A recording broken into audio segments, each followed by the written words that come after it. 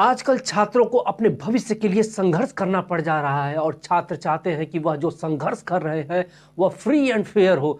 खेल के नियम सबके लिए समान रखे जाएं और खेल के बीच में कोई भी नियम न बदला जाए। कहानी है उत्तर प्रदेश, मध्य प्रदेश और बिहार के छात्रों की। इन तीनों राज्यों के छात्र सड़क पर हैं और पुलिस की लाठियां खा रहे हैं, ठंड में ठिठुर रहे हैं, फिर भी न्याय नहीं मिल पा रहा है। आखिर क्यों? इन तीनों बोर्ड का इतिहास क्या है? आखिर इन तीनों बोर्ड में सुधार क्यों नहीं हो रहा है? और छात्रों के संघर्ष में ना तो जनता और ना ही नेतागण लोग भाग ले रहे हैं। तो मित्र, आपका मेरे YouTube चैनल मेरे विचार में हार्दिक स्वागत व अभिनंदन है। अगर आप पहली बार मेरे YouTube चैनल पे आए हैं तो कृपया मेरे चैनल को लाइक सब्सक्राइब कर दें। अगर आपके विचार और मेरे विचार समान है तो इस संघर्ष की लड़ाई को हम लोग आगे लड़ते हैं। मित्र, अगर हम समस्या की जड़ को जानना चाहते हैं तो पहले कहानी की शुरुआत से जानते हैं। कहानी की शुरुआत उत्तर प्रदेश से होती है और शुरुआत भी उत्तर प्रदेश के लोक सेवा आयोग यानी यूपीपीएससी से होती है। इसकी स्थापना 1 अप्रैल 1937 को प्रयागराज में की गई थी और यह बहुत सारी परीक्षाएं कराती है, जैसे कि PCS, RO, ARO, APS examination, assistant examination, UP judicial examination और भी बहुत सारे एग्जाम कराती है। और इसका काम रिटन एग्जाम कराना, एंट्रेंस एग्जाम कराना, पदोन्नति करना, डिसिप्लिनरी एक्शन लेना। मेन काम जो होता है वह है प्रशासन की सहायता के लिए सही अधिकारियों का चयन करना। मगर जहां पर डिमांड कम हो और सप्लाई जाता है तो भ्रष्टाचार होगा ही। 26 सितंबर 2013 को इलाहाबाद हाईकोर्ट ने यूपीएससी के एग्जाम को रद्द करने का आदेश दिया। यह आदेश जस्टिस राजेश कुमार, जस्टिस मनोज कुमार ने एक रिट याचिका पर दिया, जिसमें यह आरोप लगाया गया था कि सन 2013 की शुरुआत में आयोजित प्रीलिम एग्जाम में जनरल नॉलेज के क्वेश्चन में मिस्टेक है। और यह याचिका इसके याचिकाकर्ता मनोज कुमार यादव ने कहा था। और बहुविकल्पी प्रश्नों में जो मल्टीपल चॉइस क्वेश्चन होते हैं उनके उत्तर गलत देने के बावजूद कई अभ्यर्थियों को सफल घोषित कर दिया गया। योग्य स्टूडेंट इस विसंगति के कारण एग्जाम में नहीं बैठ पाए। और क्या आयोग प्रश्न बनाता तो है लेकिन उत्तर उसका सही उत्तर उसको पता नहीं है। 29 मार्च 2015 को यूपीएससी की पीसीएस प्रीलिम एग्जाम में क्वेश्चन पेपर ही लीक हो गया। पुलिस का कहना है कि पेपर व्हाट्सएप पे 5 लाख में यह बिके। अब आते हैं हम लोग करंट सिचुएशन पे कि पीसीएस जे 2024 के परीक्षा का रिजल्ट आता है। श्रवण पांडे ने अपनी कॉपी के अदला बदली का आरोप लगा करके इलाहाबाद हाई कोर्ट में एक याचिका दायर करता है और हाई कोर्ट 5 जून को 2024 को यूपीएससी की याचिकाकर्ता में 6 प्रश्न पत्रों के आंसर शीट कोर्ट में पेश करने को कहती है। जुलाई में आयोग ने कोर्ट से स्वीकारा कि पीसीएस जे की 2024 की 50 कॉपियों की अदला बदली की गई। गजब की बात है ना। इसके बाद आयोग के अधिकारियों पर कार्रवाई होती है। 11 फरवरी 2024 को पेपर प्रिंटिंग प्रेस से यह लीक हुआ और जिस प्रिंटिंग प्रेस को ठेका दिया गया उसी ने लीक किया था। 2 मार्च 2024 को छात्रों के विरोध के बाद यूपी के सीएम योगी आदित्यनाथ ने ट्विटर पर आरओ की परीक्षा को रद्द करने की घोषणा की, जबकि यह जिम्मेदारी यूपीपीएससी की है। गजब की है ना संस्थाना। 7 मार्च 2024 को एक नोटिफिकेशन जारी किया जाता है और 17 मार्च 2024 को प्रीलिम एग्जाम को टाल दिया जाता है। यूपीएससी की प्री परीक्षा 27 अक्टूबर 2024 करने की जानकारी दी जाती है और 16 अक्टूबर 2024 को यह तारीख फिर बदल दी जाती है। बदलकर 5 नवंबर को यह जानकारी दी जाती है। यूपीएससी ने इस समय 3 नोटिफिकेशन जारी करता है। पहली की यूपीएससी 2024 की प्रीलिम परीक्षा 7 व 8 दिसंबर को 2 शिफ्टों में होगी। आरओ की परीक्षा 12 और 23 दिसंबर को होगी और नॉर्मलाइजेशन का फार्मूला लागू होगा।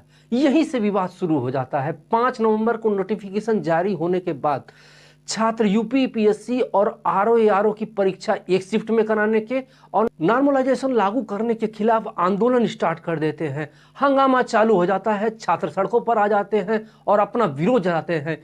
कितनी मजबूरी में छात्र पढ़ते हैं, कितनी मेहनत से पढ़ते हैं, लेकिन यह घटिया आयोग परीक्षा के बीच में परीक्षा के नियम चेंज कर देता है और छात्रों को जबरदस्त विरोध करना पड़ता है। उनके ऊपर जबरदस्त लाठीचार्ज किया जाता है, लेकिन छात्र नहीं हटते हैं, वह अपना आंदोलन जारी रखते हैं। आंदोलन जारी रखने का प्रभाव होता है कि आयोग को अपने नियम रूल बदलने पड़ते हैं और फिर बाद में एग्जाम कराया जाता है, जो कि सफलतापूर्वक होता है। इसी प्रकार का आंदोलन मध्य प्रदेश के इंदौर में भी चल रहा था। पूरे 4 दिन तक धरना प्रदर्शन चला और रविवार की सुबह 5 बजे यह धरना प्रदर्शन समाप्त हो जाता है। इस धरना प्रदर्शन में लगभग 2000 छात्रों ने भाग लिया। आखिर यह आंदोलन क्यों चल रहा था, क्या मांगे थी? इस प्रकार के आंदोलन की जो प्रमुख मांगे थी यह थी कि 2019 की मुख्य कापियों को दिखाई जाए, मार्कशीट जारी किया जाए। एमपीपीएससी 2024 के राज्य लोक सेवा के 700 और वन सेवा के 100 पदों को भरने का नोटिफिकेशन जारी किया जाए।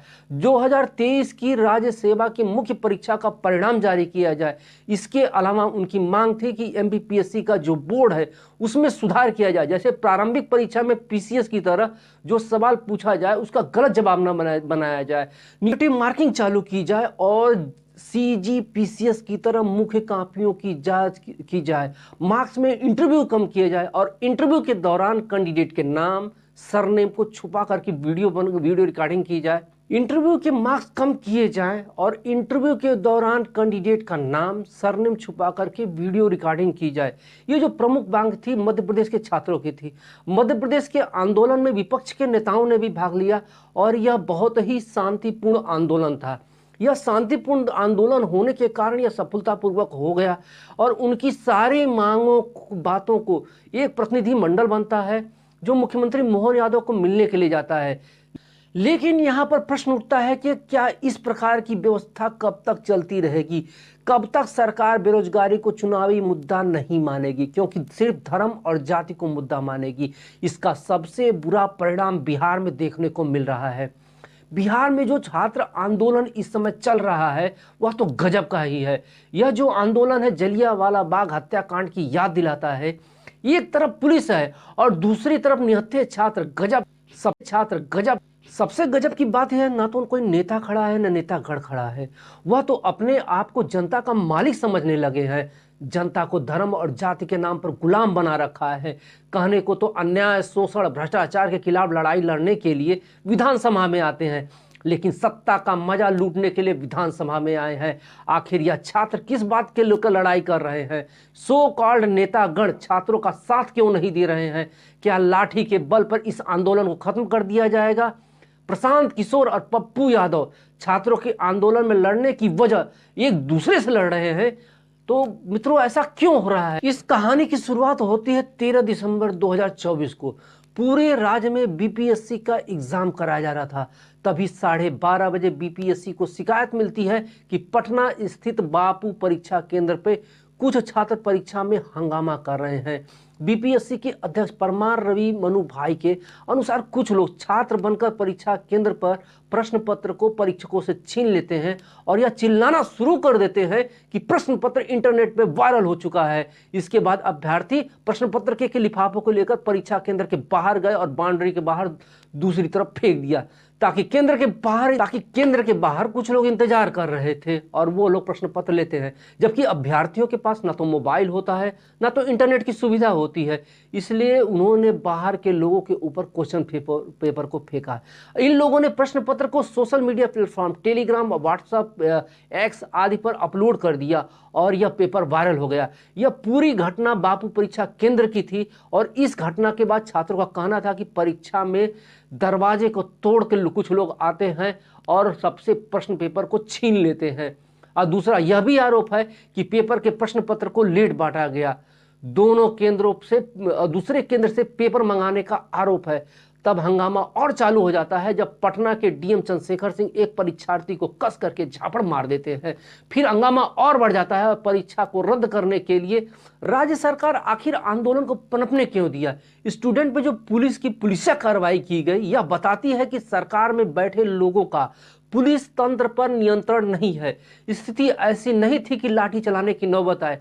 इससे यह समझने में देर नहीं करनी चाहिए कि ऐसा जानबूझकर किया गया है और ऐसे लोग तंत्र पर हावी हैं जो चाहते हैं कि यह मुद्दा बने और सरकार चाहती तो इसका समाधान कर सकती थी, लेकिन नहीं।